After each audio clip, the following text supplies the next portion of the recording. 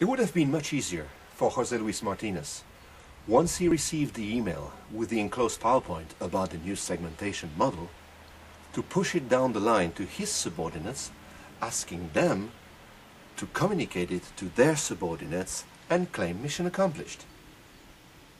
Instead, he felt he needed time with his people to allow them the space to co-create clarity, meaning and purpose around this new sophisticated model.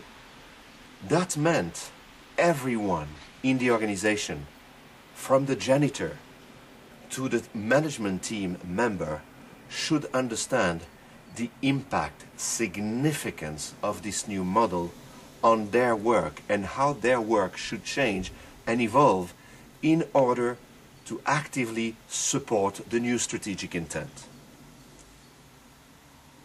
The failure of doing that usually has as a consequence that the leaders who did spend, usually amongst themselves, enough time to play with the new concept are very disappointed that the rest of the organization doesn't wake up to the wonders and marvels of what could be done with the new concept. This is what we call the Glen Eagle syndrome, from the very famous place in the United Kingdoms, where boards usually go on a retreat for a few days, play golf and drink whiskey, have sufficient time to talk, play with the novelty and make it meaningful to them, and return to an unchanged organization where people are not as enthusiastic as them on Monday morning with the change. The key message of the second chapter of Engaging Leadership, dedicated to the logos or intellectual agenda, is about co-creation of clarity on the intellectual agenda.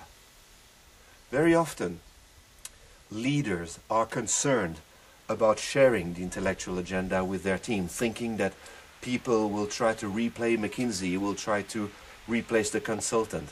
Our research and our experience shows this is definitely not the case. Bankers want to be active as bankers. Chemical engineers dream of going back to their work. Designers want to continue to do design. Nobody wants to redo the strategy. But yes, people do want time, respect, and flexibility to re-own the strategy for themselves and make sense of it. That is the key message of the second chapter of our book.